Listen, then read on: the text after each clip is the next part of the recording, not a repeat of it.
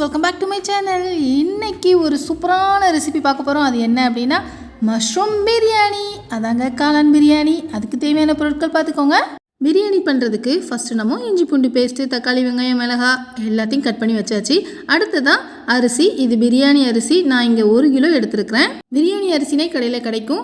பிரியாணி அரிசி இல்லாதவங்க பாஸ்மதி அரிசியோ இல்லைனா வீட்டில் சமையலுக்குன்னு சாப்பாட்டு அரிசி வச்சுருப்போம்ல, அதை கூட நம்ம யூஸ் பண்ணிக்கலாம். அதை தண்ணி விட்டு கொஞ்சம் நேரம் ஊற வச்சுருங்க. அடுத்ததான் ஸ்டவ் ஆன் பண்ணிவிட்டு அதில் குக்கரை வச்சுட்டு 4 டேபிள் ஸ்பூன் அளவுக்கு கடலெண்ணெய் சேர்த்துக்கோங்க.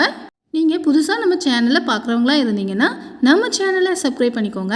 எண்ணெய் கொஞ்சம் சூடாக இருந்ததுக்கப்புறமா நம்ம 2 கீறி வச்சுருக்கிற மிளகாவை சேர்த்துக்கலாம். பச்சை மிளகாவை நல்லா எண்ணெயில் வதக்கி விட்டுட்டு பெரிய பல்லாரியாக இருந்துச்சுன்னா ஒரு 3 பல்லாரி சேர்த்துக்கலாம். அதை இந்த மாதிரி நீளமாக கட் பண்ணி அதையும் எண்ணெயில் நல்லா வதக்கி விடுங்க.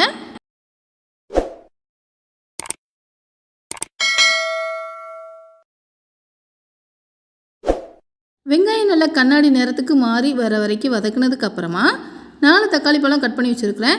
அதையும் இதில் ஆட் பண்ணி நல்லா வதக்கி விட்டுக்கலாம். இப்போ நம்ம 1 கிலோ பிரியாணி செஞ்சிகிட்ருக்கோம்.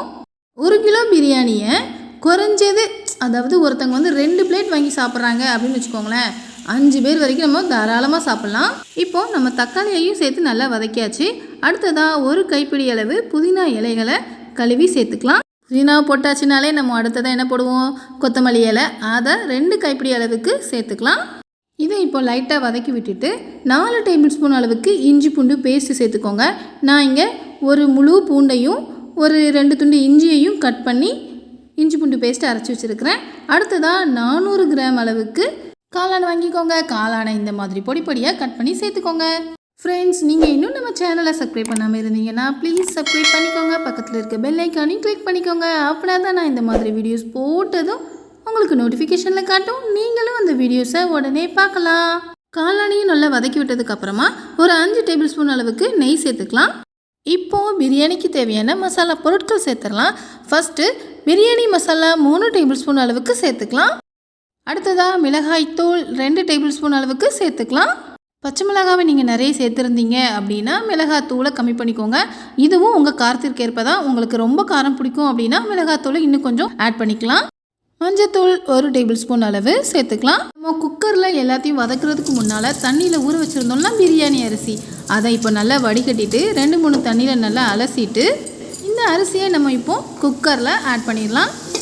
எப்போவுமே நம்ம பிரியாணிக்கு பாஸ்மதி அரிசியோ இல்லை பிரியாணி அரிசியோ யூஸ் பண்ணுறதா இருந்தோம்னா 1 கப் அரிசி எடுத்துருக்கோம்னா 1.25 அளவு தண்ணி ஊற்றினா போதும். அதாவது இப்போ நம்ம 1 கிலோ அரிசி எடுத்துருக்கோமா, அதனால் 1.25 லிட்டர் தண்ணி சேர்க்குறோம். பாஸ்மதி அரிசி இல்லைன்னா பிரியாணி அரிசி யூஸ் பண்ணுறதா இருந்தீங்கன்னா இந்த தண்ணி அளவே போதுமான அளவு தான். நல்லா சூப்பராக பூவாட்டம் வெந்து வந்துடும். நீங்கள் சாப்பாட்டு அரிசி யூஸ் பண்ணுறதா இருந்தீங்கன்னா நார்மலாக எப்படி நம்ம ரைஸ் வைப்போம் குக்கரில், 1 கப் அரிசிக்கு 2லேருந்து 2.5 கப் அளவு தண்ணி ஊற்றுவோம்ல, அந்த மாதிரி ஊற்றிக்கோங்க. இப்போது பிரியாணிக்கு தேவையான உப்பு சேர்த்துக்கலாம். நான் இங்கே கல் உப்பு ஆட் பண்ணுறேன். அடுத்ததாக நம்ம பிரியாணிக்கு தயிர் சேர்க்குறோம். தயிர் 4 டேபிள் ஸ்பூன் அளவுக்கு சேர்த்துக்கலாம். பிரியாணிக்கு தேவையான எல்லா பொருட்களையும் நம்ம இப்போ குக்கரில் ஆட் பண்ணியாச்சு.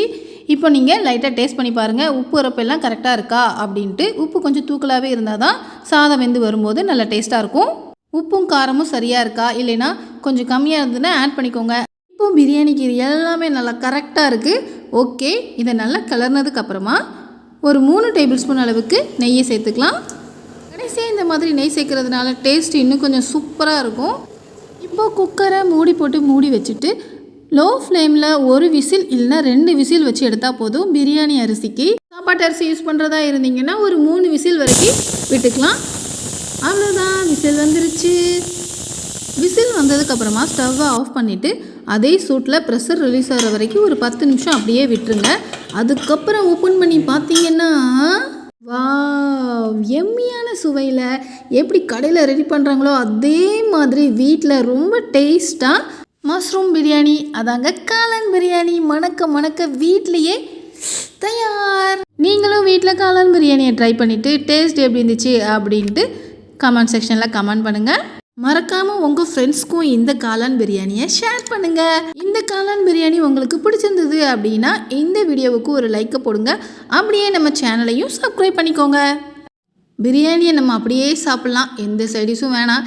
இருந்தாலும் நம்ம இன்னும் கொஞ்சம் சுவையை ஏற்றி சாப்பிட்ணும் அப்படின்னு நினச்சிங்கன்னா அப்பளம் வச்சுக்கலாம், உருளைக்கிழங்கு ஃப்ரை வச்சுக்கலாம், எப்பவும் போல் தயிர் பச்சடி வச்சுக்கலாம். ஓகே ஃப்ரெண்ட்ஸ், இதே மாதிரி வேறொரு ரெசிபியில் மீண்டும் சந்திக்கலாம். Thank you, bye bye.